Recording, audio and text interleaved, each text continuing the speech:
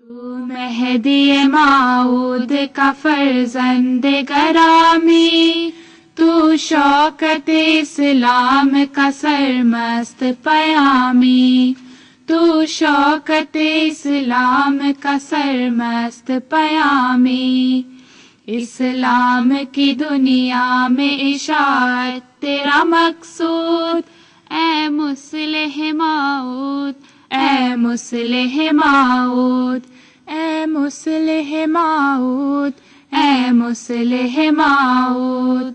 நபிமார்களின் உண்மை அவர்கள் கூறிய முன்னறிவிப்புகள் நிறைவேறும் போது நிரூபிக்கப்படுகிறது. அஹ்மதியா முஸ்லிம் ஜமாத்தின் தோற்றுனரும் வாக்களிக்கப்பட்ட மசீஹும் ஆகிய ஹஸ்ரத் மிர்சா குலாம் அஹ்மத் அலைஹிஸ்ஸலாம் அவர்கள் இறைவனிடமிருந்து பல முன்னறிவிப்புகளை பெற்றார்கள். அவர்கள் பெற்ற முக்கியமான முன்னறிவிப்புகளுள் வாக்களிக்கப்பட்ட சீர்திருத்தவாதியை பற்றிய இறை அறிவிப்பும் ஒன்றாகும். 1886 ஆண்டு பிப்ரவரி மாதம் 20ஆம் நாள் வாக்களிக்கப்பட்ட மசீஹ் அலைஹிஸ்ஸலாம் அவர்கள் அருளுக்குரிய ஒரு மகன் பிறக்கப் போவதை பற்றி இறை அறிவிப்பு மூலம் தனக்கு அருளப்பட்டதாக அறிவித்தார்கள். அந்த இறை அறிவிப்பில் இவ்வாறு கூறப்பட்டது: ஒரு அழகான தூய மகன் உமக்கு வழங்கப்படுவான். அவர் மிகச் சிறந்த அறிவாற்றலையும் புத்தி கூர்மையையும் பெற்று மார்க்க உலக அறிவுகளால் நிரப்பப்படுவார். அவரது புகழ் முழு உலகிலும் பரவும். அவர் மூலமாக சமுதாயங்கள் அருளை பெறும். வாக்களிக்கப்பட்ட மசீஹ் அலைஹிஸ்ஸலாம் அவர்களின் இந்த குறிப்பிட்ட முன்னறிவிப்பு வாக்களிக்கப்பட்ட சீர்திருத்த வாதியை பற்றியதாகும்.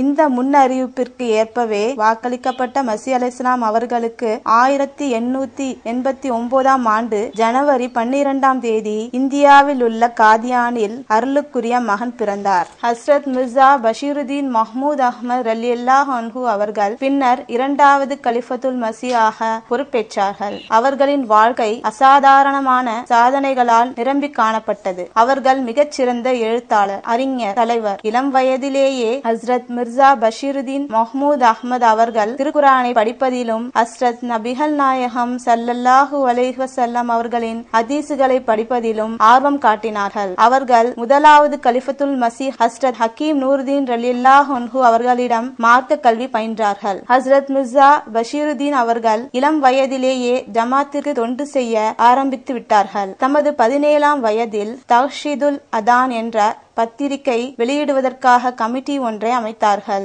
ஆன்மீக நற்பண்புகளை பரப்புவதற்காக ஆரம்பிக்கப்பட்ட இந்த பத்திரிகை இன்று வரை இதே பெயரில் தொடர்ந்து வெளிவருகிறது. குழந்தைகள் விரும்பி படிக்கிறார்கள். அவர்களுக்கு 19 வயது ஆனபோது அவர்களின் தந்தையார் மரணமடைந்தார்கள். வாக்களிக்கப்பட்ட மசீஹ் அலைஹிஸ்ஸலாம் அவர்களின் உடல் அருகே நின்றவாறு ஹஸ்ரத் மிர்சா பஷீருதீன் அவர்கள் இவ்வாறு உறுதிமொழி எடுத்தார்கள்: வாக்களிக்கப்பட்ட மசீஹ் அலைஹிஸ்ஸலாம் அவர்களின் ஜமாத்திலிருந்து அனைவரும் வெளியேறிவிட்டாலும், நான் தனியாக விடப்பட்டாலும் நான் எனது பையத் உடன்படிக்கையில் நிலைத்திருப்பேன். வாக்களிக்கப்பட்ட மசீஹ் அலைஹிஸ்ஸலாம் எந்த நோக்கத்திற்காக தோன்றினார்களோ அது நிறைவேறும் வரை எல்லா எதிர்ப்புகளையும் நான் சந்திப்பேன். இந்த உறுதிமொழி எடுத்த பின்னர் 57 ஆண்டுகள் ஹஸ்ரத் 2வது கலிஃபத்துல் மசீஹ் வாழ்ந்தார்கள். இந்த உறுதிமொழிக்கு ஏற்ப திடன் உறுதியை அவர்கள் வெளிப்படுத்தி வந்ததை அன்னாரின் ஒவ்வொரு நாளும் பறைசாற்றியது. 1914ஆம் ஆண்டு அவர்கள் 2வது கலிஃபாவாக தேர்ந்தெடுக்கப்பட்ட போது அன்னாருக்கு 25 வயதே ஆகியிருந்தது. அப்போது ஜமாத் சிறியதாகவே இருந்த போதிலும் சிலர் அவர்கள் கலிஃபா ஆனதை ஆட்சேபித்து ஜமாத்தை விட்டு பிரிந்து சென்றனர். இந்த இளைஞர் முழு ஜமாத்தையும் வழிநடத்தி செல்ல தகுதியற்றவர் என்று அவர்கள் ஆட்சேபனை செய்தனர். அவர்கள் எவ்வளவு பெரிய தவறில் இருந்தனர். ஹஸ்ரத் 2வது கலிஃபத்துல் மசீஹ் அவர்களின் கிலாஃபத்தின் போது ஜமாத்திற்கு கிடைத்த முன்னேற்றங்களும் வெற்றிகளும் அவர்கள் கலிஃபா பதவிக்கு முற்றிலும் தகுதியானவர்களே என்பதை நிரூபித்து காட்டின. கலிஃபாவாக தேர்ந்தெடுக்கப்பட்டு ஒரு மாதத்தில் 1914 ஏப்ரலில் ஹஸ்ரத் 2வது கலிஃபத்துல் மசீஹ் அவர்கள் மஜ்லிஸே ஷூரா என்ற ஆலோசனை குழுவை அமைத்தார்கள். பின்னர் 1922இல் இது ஜமாத்தின் நிரந்தர அமைப்பாக மாற்றப்பட்டது. வருடத்திற்கு ஒரு முறை அல்லது தேவை ஏற்படும் போது மஜ்லிஸே ஷூரா முக்கியமான திட்டங்களை வகுக்கவும் முடிவுகள் எடுப்பதற்கும் கூட்டப்படுகிறது. இந்த அருளுக்குரிய திட்டம் திட்டம் அஹ்மதியா ஜமாத்தின் தனி சிறப்புகளில் ஒன்றாகும். ஹஸ்ரத் இரண்டாவது கலிஃபத்துல் மசீஹ் ரலியல்லாஹு அன்ஹு அவர்கள் அஹ்மதி பெண்களின் மார்க்க உலக கல்வியை குறித்து அக்கறை கொண்டவர்களாக இருந்தார்கள். இதற்காக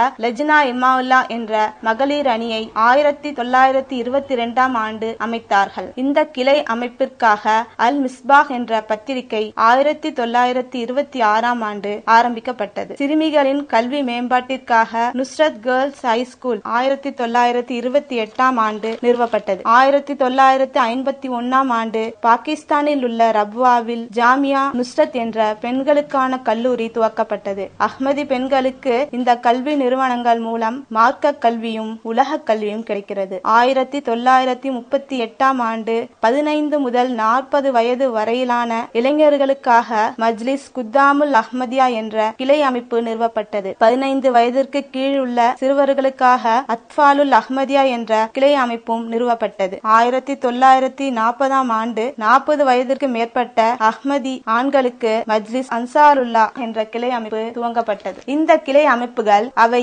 ஆரம்பிக்கப்பட்டதிலிருந்து இன்று வரை செயல்பட்டு வருகின்றன. இந்த கிளை அமைப்புகள் மூலமாக ஜமாத்தின் உறுப்பினர்கள் சகோதர மனப்பான்மையுடனும் சகோதரி மனப்பான்மையுடனும் துடிப்புடன் பணியாற்றி வருகின்றனர். தங்களிடையில் ஆன்மீக இரையற்ற பண்புகளை வளர்த்துக் கொள்கின்றனர். மார்க்க கல்விக்காக அமைக்கப்பட்ட மதரசா அஹ்மதியா ஹஸ்ரத் இரண்டாவது கலிஃபத்துல் மசீஹ் அவர்களால் 1928 மே மாதம் ஜாமியா அஹ்மதியாவாக மேம்படுத்தப்பட்டது. இந்த நிறுவனத்தின் மூலம் இஸ்லாத்தின் தூது செய்தியை முழு உலகிற்கும் பரப்புகின்ற இஸ்லாமிய பிரச்சாரகர்கள் உருவாக்கப்படுகின்றனர். அஹ்மதியா ஜமாத்தின் குறிக்கோள்களுள் ஒன்று இஸ்லாத்தின் தூது செய்தியை பரப்புவதாகும். ஹஸ்ரத் இரண்டாவது கலிஃபத்துல் மசீஹ் அவர்கள் தமது கிலாஃபத்தின் போது இந்த குறிக்கோளை நிறைவேற்றுவதற்காக பெரும் முயற்சிகளை மேற்கொண்டார்கள். அவர்கள் கலீஃபாவாக தேர்ந்தெடுக்கப்பட்ட பின்னர் திருக்குரானை விளக்க உரைகளுடன் ஆங்கிலத்தில் மொழியாக்கம் செய்யும் பணி ஆரம்பிக்கப்பட்டது. ஐரோப்பிய நாடுகளுக்கு இஸ்லாத்தின் தூது செய்தியை எட்ட வைப்பது இதன் நோக்கமாக இருந்தது. பயிற்சி பெற்ற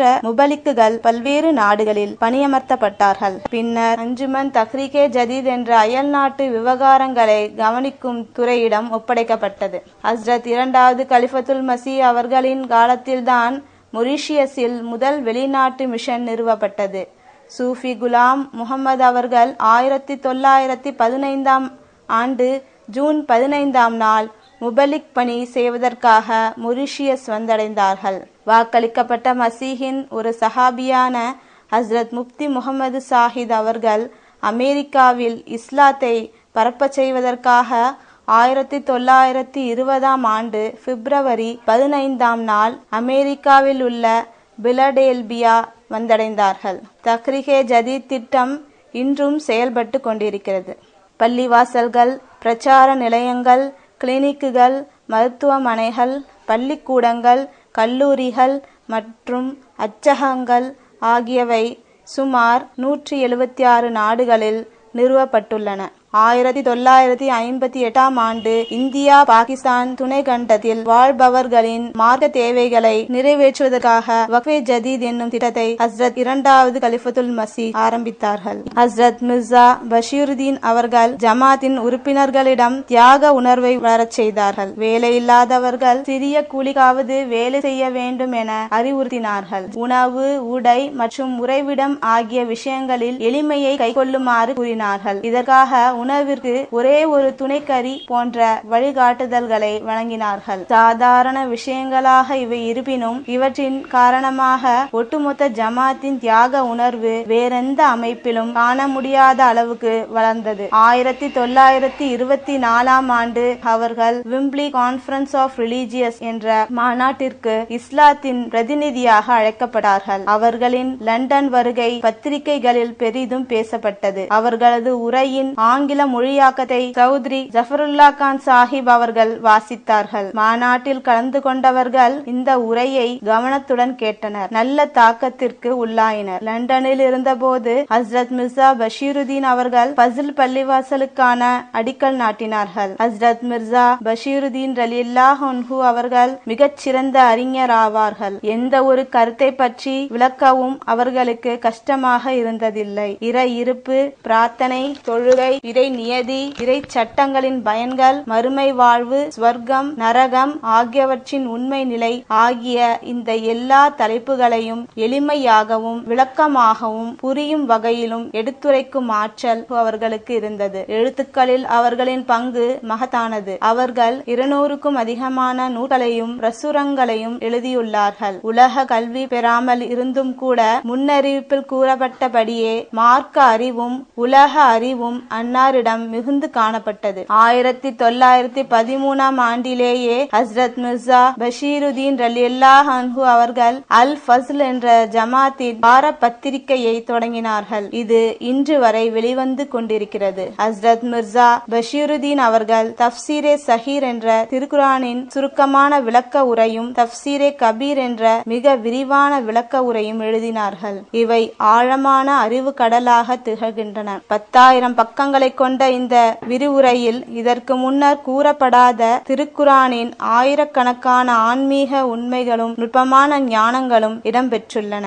இந்தியா பாகிஸ்தான் பிரிவினையை ஒட்டி 1948ஆம் ஆண்டு செப்டம்பர் 20ஆம் நாள் ஜமாத்திற்கு மிகவும் நெருக்கடி ஏற்பட்டது. ஜமாத்தின் தலைமையகம் இந்தியாவில் உள்ள காதியானிலிருந்து பாகிஸ்தானில் உள்ள சிறிய வறண்ட ஊரான ரப்வாவுக்கு மாற்றப்பட்டது. தேர்ந்தெடுக்கப்பட்ட 313 தன்னார்வ தொண்டர்கள் மட்டும் காதியானின் புனித இடங்களை பாதுகாப்பதற்காக காதியானில் தங்கினர். இந்த எண்ணிக்கையில் ஹஸ்ரத் மிர்சா பஷீருதீன் அவர்களின் மகனாகிய ஹஸ்ரத் மிர்சா வசீம் அஹ்மத் அவர்களும் ஒருவர் ஆவார். இந்திய ஜமாத்திற்கு அது ஒரு சோதனை காலமாக இருந்தது. காதியானை சுற்றிலும் எதிரிகளின் படை இருந்தது. இருந்த போதிலும் ஜமாத் வலுவான நிலை பெற்றது. ரப்வாவில் ஜமாத் வளர்ச்சி பெற தொடங்கியது. ஹஸ்ரத் மிர்சா பஷீருதீன் அவர்கள் ஒருவர் தனது வாழ்க்கையை இஸ்லாத்தின் வழியில் அர்ப்பணிப்பதற்காக வஃபே ஜிந்தகி திட்டத்தை ஆரம்பித்தார்கள். அவர்கள் சீரத்துன் நபி தினம் கொண்டாடுவதை துவக்கி வைத்தார்கள். ஆண்டுக்கு ஒரு முறை கொண்டாடப்படும் சீரத்துன் நபி தினத்தில் ஹஸ்ரத் நபி ஸல்லல்லாஹு அலைஹி வஸல்லம் அவர்களின் வாழ்வையும் நட்பண்புகளையும் உலகிற்கு முன் எடுத்து வைக்கப்படுகிறது. அவர்கள் மார்க்க தலைவர்கள் தினம் ஆண்டுக்கு ஒரு முறை கொண்டாடப்படுவதையும் துவக்கி வைத்தார்கள். இந்த முயற்சிகள் சமய நல்லிணக்கமும் மார்க்கங்களுக்கிடையில் பரஸ்பரம் புரிதலும் ஏற்பட வழிவகுத்தன. ஹஸ்ரத் மிர்சா பஷீருதீன் ரலியல்லாஹு அன்ஹு அவர்களுக்கு ஃபஸ்லே உமர் என்ற பட்டமும் உண்டு. இது அவர்களுக்கு ஹஸ்ரத் உமர் ரலியல்லாஹு அன்ஹு அவர்களுடன் இருந்த ஆன்மீக ஒற்றுமையை சுட்டிக்காட்டுகிறது. ஹஸ்ரத் உமர் ரலியல்லாஹு அன்ஹு அவர்கள் ஹஸ்ரத் நபிகள் நாயகம் ஸல்லல்லாஹு அலைஹி வஸல்லம் அவர்களுக்கு பின்னர் தேர்ந்தெடுக்கப்பட்ட இரண்டாவது கலிஃபா ஆவார்கள். ஹஸ்ரத் மிர்சா பஷீருதீன் ரலியல்லாஹு அன்ஹு அவர்களின் சாதனைகள் ஹஸ்ரத் உமர் ரலியல்லாஹு அன்ஹு அவர்களின் சாதனைகளை ஒத்திருந்தது. ஜமாத்தின் தற்போதைய நிர்வாக அமைப்பை வடிவமைத்தது அவர்களே ஆவார்கள். பல்வேறு சாதனைகளை கண்ட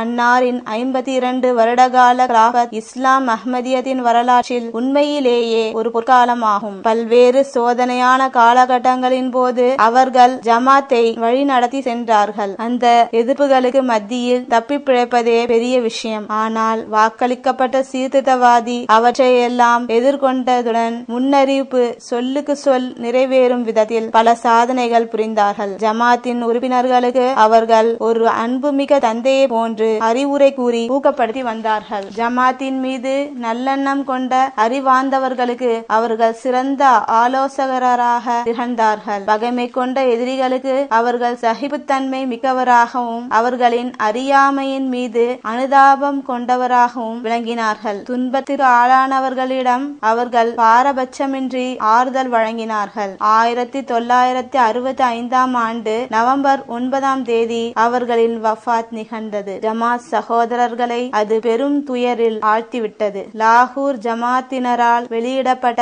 த லைட் என்ற வார பத்திரிகை தனது தலையங்கத்தில் எ கிரேட் நேஷன் பில்டர் என்ற தலைப்பில் இவ்வாறு எழுதியது: அஹ்மதியா ஜமாத்தின் தலைவரான ஹஸ்ரத் மிர்சா பஷீருதீன் மஹ்மூத் அஹ்மத் அவர்களின் மரணம் பலதரப்பட்ட சாதனைகள் நிறைந்த ஒரு வாழ்க்கையை முடித்து வைத்துள்ளது. பல்வேறு துறைகளை கற்றறிந்த அறிஞர் அவர். ஆற்றல் மிக்க செயல்திறன் கொண்டவர். கடந்த நூற்றாண்டில் இவர்களை போன்று மார்க்க அறிவிலும் பிரச்சார பணியிலும் அரசியல் துறையிலும் ஒரு சேர தனது முதிரையை பதித்த வேறெவரையும் நாம் காண முடியாது. 1961 ஆண்டு நடைபெற்ற ஜலசாவில் ஹஸ்ரத் மிர்சா பஷீருதீன் ரலியல்லாஹு அன்ஹு தனது சொற்களிலேயே கூறினார்கள், இறைவனின் அருளையும் கருணையும் சார்ந்தவனாக நான் இந்த அறிவிப்பை செய்கிறேன். எனது பெயர் இவ்வுலகில் என்றும் நிலை பெற்றிருக்கும். நான் ஒரு நாள் மரணித்து விடுவேன். எனினும் எனது பெயர் என்றென்றும் வரலாற்றில் இடம்பெற்றிருக்கும். அஹ்மதியா ஜமாத்தின் நூற்றாண்டு விழா கொண்டாட்டத்தின் போது வாக்களிக்கப்பட்ட சீர்திருத்தவாதியின் மகனும் 4வது கலிஃபத்துல் மசீஹுமான ஹஸ்ரத் மிர்சா தாஹிர் அஹ்மத் ரஹிமுல்லா தாலா கூறினார்கள், ஹஸ்ரத் முஸ்லிம் மவுத் ரலியல்லாஹு அன்ஹு அவர்களின் அழைப்பிற்கு பதில் கொடுப்போம் என்ற உறுதிமொழி எடுத்தவர்களாக நாம் 2வது நூற்றாண்டில் நுழைய வேண்டும். அந்த அழைப்பிற்கு நீங்கள் பதில் கொடுத்தால் நீங்கள் ஹஸ்ரத் முஸ்லிம் மவுத் ரலியல்லாஹு அன்ஹு அவர்களின் காலத்தை பெற்றவர்கள் ஆவீர்கள். நீங்கள் ஹஸ்ரத் முஸ்லிம் மவுத் ரலியல்லாஹு அன்ஹு அவர்களின் காலத்தை பெறுவீர்களாயின் நீங்கள் வாக்களிக்கப்பட்ட மசீஹ் அலைஹிஸ்ஸலாம் அவர்களின் காலத்தை பெற்றவர்கள் ஆவீர்கள். அவர்கள் ஹஸ்ரத் நபிகள் நாயகம் ஸல்லல்லாஹு அலைஹி வஸல்லம் அவர்களின் உண்மை பேரன்பர் ஆவார்கள். நீங்கள் வாக்களிக்கப்பட்ட மசீஹின் காலத்தை பெற்றுக்கொண்டால் நீங்கள் ஹஸ்ரத் நபிகள் நாயகம் ஸல்லல்லாஹு அலைஹி வஸல்லம் அவர்களின் காலத்தை பெறுவீர்கள் என திருக்குர்ஆன் உறுதி கூறுகிறது. ஒரு காலம் வரும், அப்போது தனது வாழ்க்கையை இஸ்லாத்திற்காக அர்ப்பணித்த இந்த இஸ்லாமிய தொண்டர் மீது இறைவனின் கருணை உண்டாகட்டும் என்று அனைத்து மக்களும் ஒருமித்த குரலில் கூறுவர். मेहदी माऊद का फर्जंद गरामी, तू शौकत इस्लाम का सरमस्त पयामी, तू शौकत इस्लाम का सरमस्त पयामी, इस्लाम की दुनिया में इशाअत तेरा मकसूद, ऐ मुस्लिह माऊद, ऐ मुस्लिह माऊद, ऐ मुस्लिह माऊद, ऐ मुस्लिह माऊद।